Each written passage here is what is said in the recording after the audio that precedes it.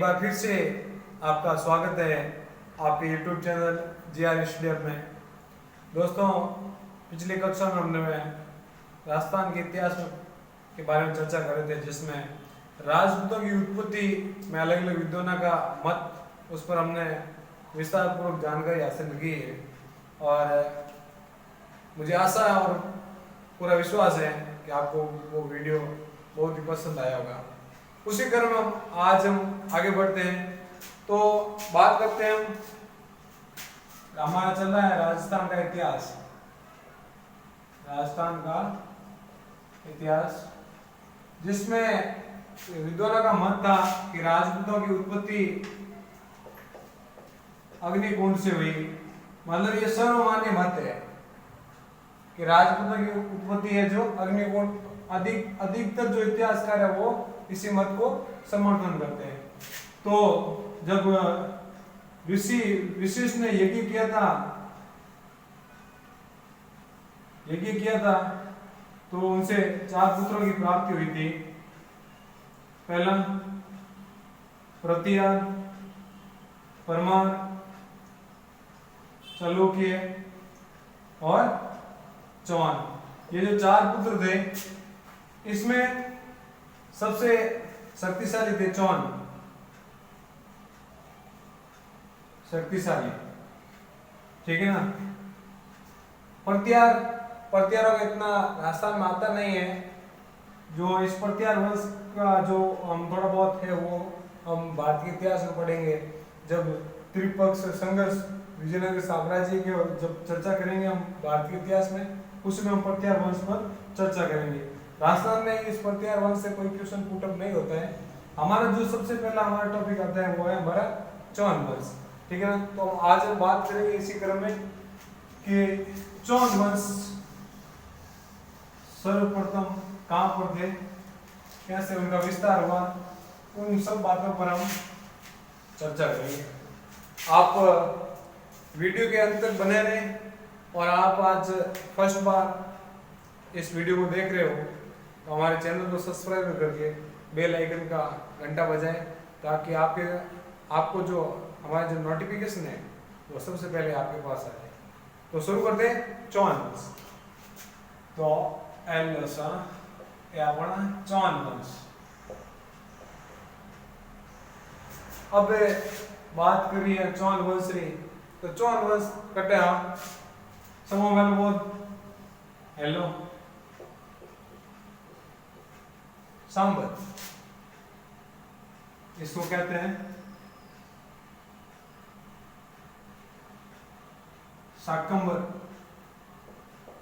शाकंभरी। एक माता का मंदिर था यहाँ पे, उस माता का नाम था शाकंभरी माता, जो क्या थी, कुल देवी थी किसकी, सांबर के चौहान थी। सांबर के चौहान की सांबर के सबसे पहला सांबर के आसपास हमें इनका अस्तित्व मिलता है, ठीक है ना। पृथ्वीराज रासो के अनुसार जिसकी रचना किसने की थी, चंद्रगुप्त ने। तो पृथ्वीराज रासो के अनुसार सांबर के आसपास चौहान वंश का उद्भव हुआ था। और कई कई जगह और भी मिलता है कि ये हमारे आज यहाँ एक क्षेत्र है जो है पुष्कर, क्या चौहान की राजधानी पुष्कर भी बताइए।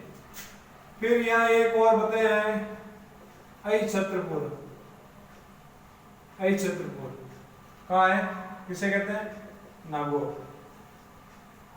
तो इनकी राजधानी यहाँ पर भी बताई गई है, यहाँ पर भी बताई गई है, ठीक है ना। लेकिन हम शुरू करते हैं आज हम यहाँ से, सांबर के चौहान से, ठीक है ना।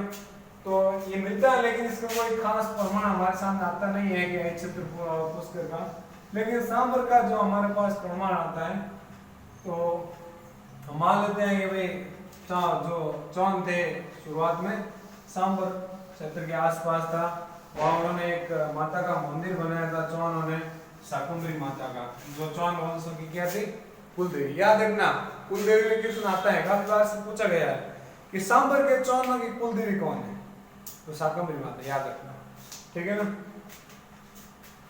बात करते हैं हम कि चौहान वंश का जो सबसे प्रमुख व्यक्ति कौन था। सबसे पहला तो क्वेश्चन तो नहीं बनता है, लेकिन आदि पुरुष या प्रथम पुरुष या चौहान वंश का संस्थापक, उसके आधार पर हम क्वेश्चन पूछ लिया जाता है कि एक व्यक्ति है देव, कौन सा, वासुदेव, जिसने स्थापना की थी 51 ईस्वी। कौन से 51? 551 ईस्वी थी। कहां पर की थी? सांबरी में सपादलक्ष। सपादलक्ष किसे कहते हैं? 1.25 लाख गांवों का समूह, जिसको हम कहते हैं सपादलक्ष। वासुदेव चौहान, जिसने चौहान वंश की स्थापना की थी 551 ईसा पूर्व में, कहां पर? सांबर को। इसको कहते हैं आदि पुरुष। आदि पुरुष यानी प्रथम पुरुष। यह चौहान वंश का प्रथम पुरुष है। इसी को कहते हैं संस्थापक। किसका संस्थापक? चौहान वंश का। तो शुरुआत में वासुदेव आ गया, उसके बाद सीधा जो हमारा इंपॉर्टेंट शासक आता है वो हमारे सामने आता है अजयराज। इसके बीच 2-3 शासक आते हैं, लेकिन उसमें से आज तक हमें ना तो क्वेश्चन पूछा गया है और ना ही भविष्य में पूछा जाएगा। क्वेश्चन वहां से पूछे जाते हैं जिसके प्रत्यक्ष रूप से प्रमाण हमारे सामने होते हैं। चलो कोई यदि मान लीजिए इसके बीच में 3-4 शासक आए, उसमें से क्वेश्चन पूछ लिया जाए और कोई हाई कोर्ट या सुप्रीम कोर्ट चला जाए इस क्वेश्चन को लेकर, तो इसके कोई खास प्रमाण नहीं है। और विशेष राजस्थान पुलिस रिट पटवार में क्वेश्चन आपको सीधे सीधे पूछेगा, सीधे क्वेश्चन आएंगे आपको कि या तो पूछेंगे चौहान वंश का संस्थापक कौन था, या कुलदेवी, या फिर पूछेगा चौहान वंश, या बीच में 3-4 संस्थापक मतलब जो शासक आते हैं उनके बारे में कहीं पर उल्लेख नहीं मिलता है, और ना ही आज तक उनके से कोई क्वेश्चन बना है। तो हमें वही चीजें पढ़नी है जो एग्जाम की दृष्टि से इंपॉर्टेंट है। तो वासुदेव, वासुदेव के बाद अजयराज, ठीक है ना। तो इस वासुदेव ने और क्या, एक बार आप इसको लिख लो फिर आगे बात करते हैं।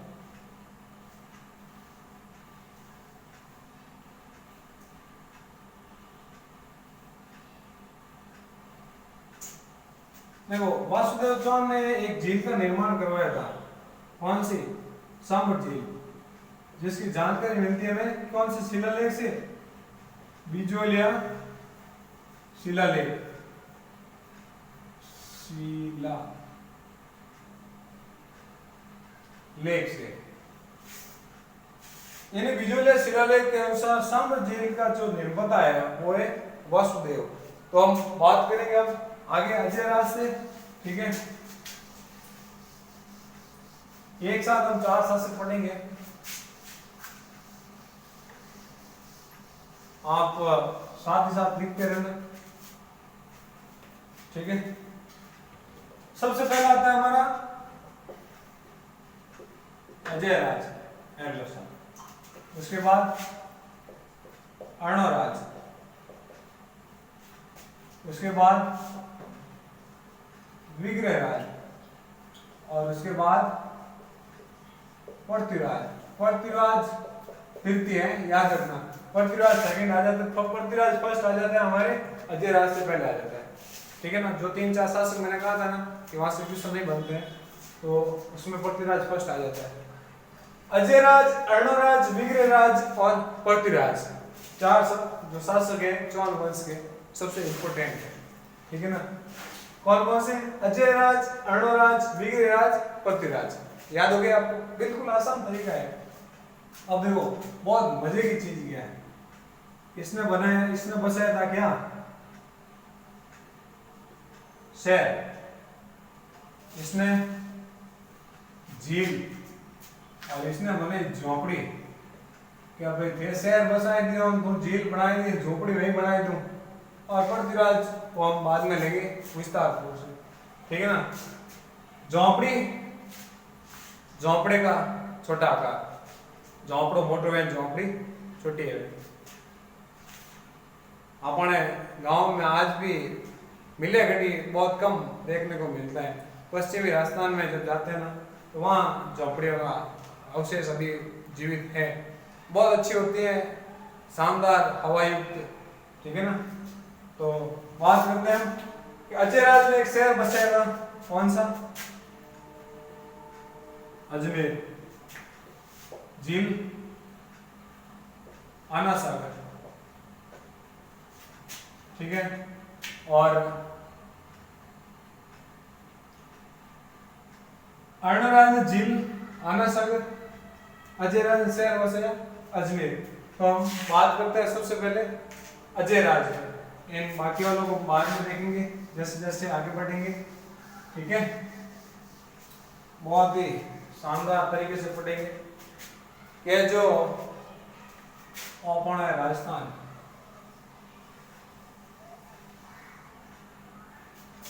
राजस्थान आकृति गई है पतंगा का, और अपना अजमेर, ठीक है। अजमेर आ गए। अजयराज चौहान वंश का जो सबसे शक्तिशाली शासक है, या इसको हम वास्तविक संस्थापक भी कह सकते हैं, वास्तविक संस्थापक, ठीक है ना। इसने कौन सा शहर बनाया था? अजमेर, ठीक है। इसने एक क्या किया था, एक दुर्ग का निर्माण कराया था। क्या करवाया था? अपाड़िय अपाड़िया दुर्ग, ठीक है, अपाड़ी, ठीक है। उन दुर्ग का नाम है अजमेर दुर्ग। क्या नाम है? अजमेर दुर्ग। किसने बनाया था? अजयराज ने। कहां बनाया था? गढ़बीटली पहाड़ी। पहाड़ी का नाम क्या है, याद रखना, पहाड़ी है गढ़ बीटली। गढ़बीटली पहाड़ी पर अजयमेरु दुर्ग बनाता है कौन? अजयराज, ठीक है। फिर इसे क्या कहते हैं, इनके जो उपनाम है, ठीक है, उपनाम क्या है? एक तो पूंजी, यानी पूंजी, पूंजी या नाका।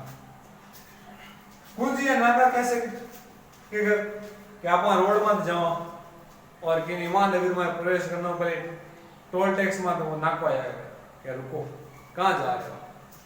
तो उसी प्रकार से इसको कहा गया पूंजी। और पूंजी भी भाई अगर आडी आप या तो अटो शासक आओ तो कोई ढोके इसको नटनो आओ तो ढोके इसको नटनो आओ तो, मतलब चारों तरफ स्थानीय आक्रमण से घिरा हुआ था। स्थानीय आक्रमण सर्वाधिक, यानी सर्वाधिक स्थानीय आक्रमण किसने झेले थे? अजमेरु दुर्ग में, ठीक है। पूंजी देखे वगाई गए अपन मारवाड़ में क्या होता है नहीं कि लाडारी बुआ बने नहीं हो जाए, ब्याह शादी रो काम चले अपने एन कोई जाने नहीं पताने नहीं एन बीच में कूद बोक रहे, ठीक है। एन या हली पंचायती करे जिन भूंडो ठीक रो भी नहीं देवा पा कि भाई पंचायती करने वाला कौन हो जो, ठीक है। जना पूंजी या नाका था, ठीक है ना। तो सबसे ज्यादा आक्रमण भी इस पर होते थे, स्थान वो भी कौन से? सर्वाधिक स्थानीय आक्रमण यही होते हैं, ठीक है। अब राजस्थान का हृदय, हृदय हृदय हृदय की जगह अपन अटी जो बीच में, तो राजस्थान अजमेर कटे बीच में है, तो यानी ये इनके है उपनाम। क्या है? उपनाम, ठीक है। अब बात हम आगे करते हैं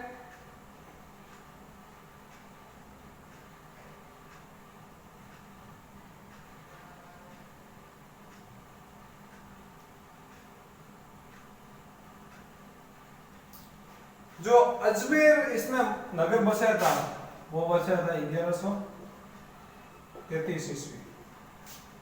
अजयराज ने अजमेर नगर बसाया था 1133 के 13 1113 है 33 में तो शासक दूसरे बन जाएगा भाई। 1113 में अजमेर नगर मतलब शहर की स्थापना करता है कौन? अजयराज। चांदी का सिक्का चलाया करे वो, चांदी के सिक्के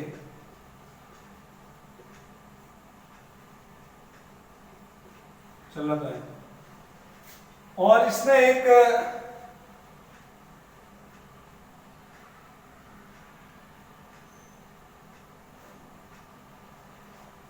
बार इसको आप छाप लो फिर आगे बढ़ते हैं।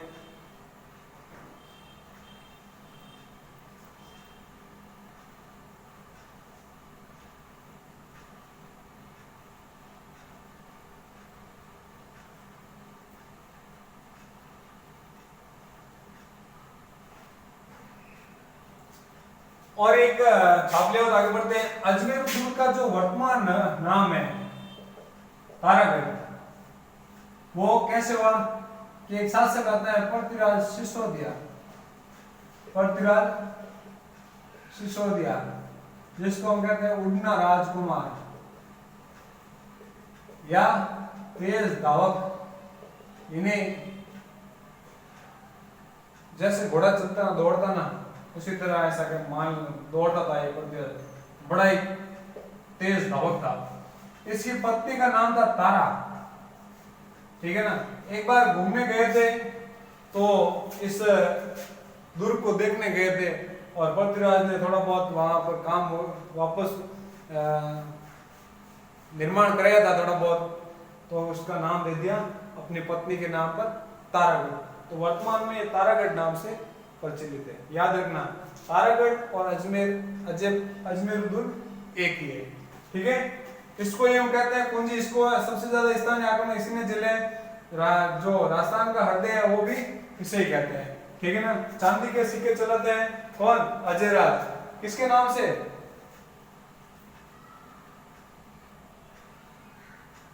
अपनी पत्नी के नाम से सिक्के चलाता है, ठीक है। तो ये तो गया हमारा अजयराज।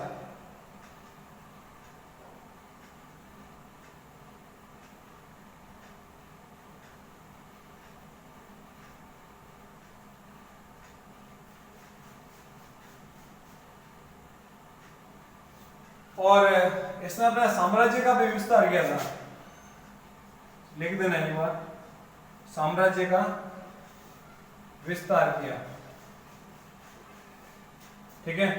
तो अजयराज के बारे में इसको वास्तविक संस्थापक कहते हैं किसका? चौहान वंश का। इसने शहर बसाया कौन सा? अजमेर। कब बसाया था? 1113 ईस्वी में। चांदी के सिक्के चलाए थे, साम्राज्य का विस्तार किया था इसने, ठीक है ना। अजमेर एक दुर्ग बनाया था जिसे कहते हैं अजमेर दुर्ग, ठीक है ना। किस पहाड़ी पर था?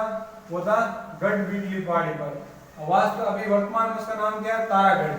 क्या है? कैसे कि पृथ्वीराज सिसोदिया ने इसका इस दुर्ग का जीर्णोद्धार कराया था और पृथ्वीराज जो सिसोदिया था वो इसका उपनाम है तेज धावक या उड़ना राजकुमार और उसकी पत्नी का नाम क्या था? तारा।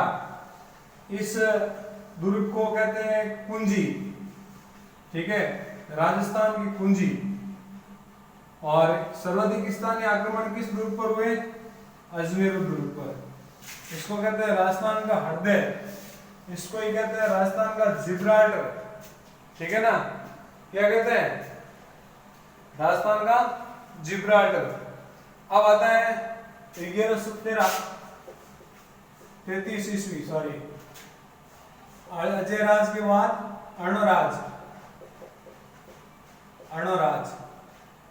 इसने एक बनाई थी झील, कौन सी? आना सागर। बात आती है 1133 ईस्वी की।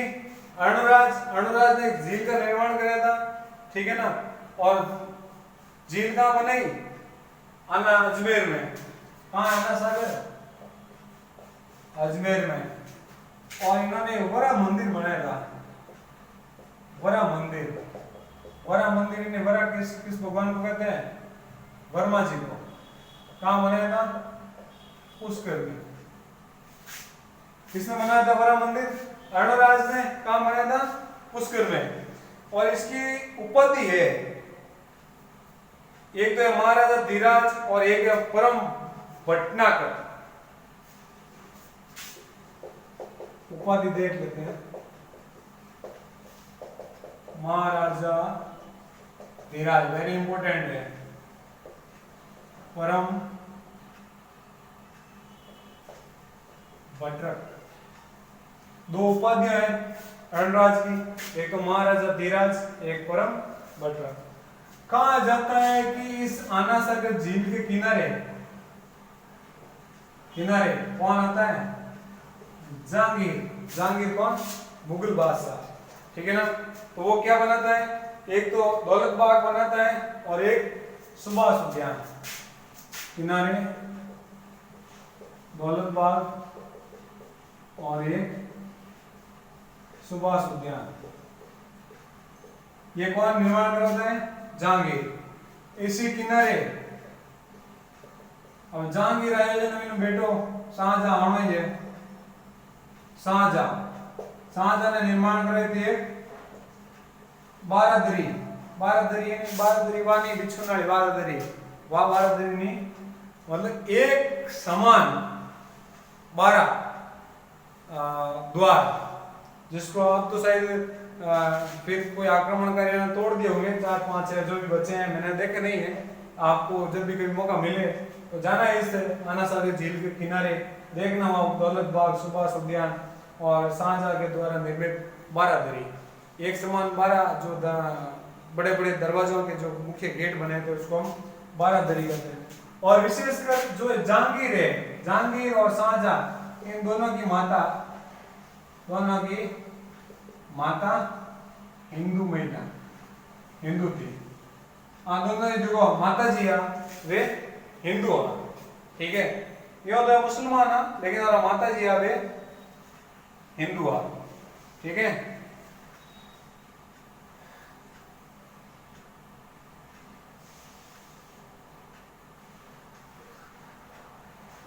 फिर इन्होंने गुजरात का शासक आता है। गुजरात का कहां का आता है? गुजरात का जय सिंह। गुजरात का शासक है जय सिंह, जिसकी एक पुत्री है कंचन देवी। सिंह का होता है क्या? विवाह।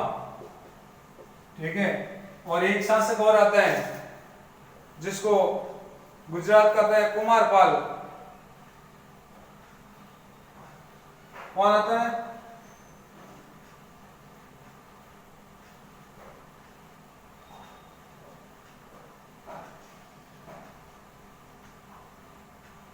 और एक चीज याद रखना, जो आना सागर झील का निर्माण इन्होंने तब करवाया था, ये भी डेट का बात पूछी गई है 1137 ईस्वी में। ठीक है, आना सागर झील का निर्माण 1137 में। और इनका जो गुजरात के चालुक्य है, गुजरात के चालुक्य शासकों से संघर्ष रहा। देखो संघर्ष तो स्वाभाविक है, राजस्थान अजमेर गुजरात बीच में कोई ज्यादा बड़ी दूरी नहीं, तो मैं तुगांसी राजा है लड़ी बनो, बिल्कुल स्वाभाविक बात है। ठीक है, अब देखो इस दौलत बाग में एक आती है नूरजहां।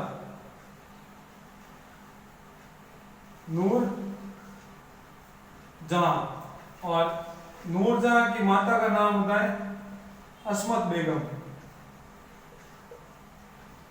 ठीक है, नूरजहां की नहीं, शाहजहां की पत्नी दौलत बाग में आती है और इसकी माता का नाम है अस्मत बेगम। वो वहां से फूल तोड़ती है और फूल से बनाती है क्या? इत्र। जो अपन आज के नहीं कि अपन इंडिया में चले कि फॉग चले सा, तो इन फॉग रो जो वैज्ञानिक हो वह अस्मत बेगम ने। ठीक है, तो ये था आज अणुराज के ऊपर। आज हमने 54 वंश में 2 शासक पढ़े, अजयराज और दूसरा अणुराज। तो आपको ये वीडियो पसंद आए? इसमें देखो मैं इंपोर्टेंट चीज वह 2-3 देखो। अनासारी झील का निर्माता कौन है? अणुराज। अणुराज का जो शासन है वो कब शुरू होता है? 1133 से।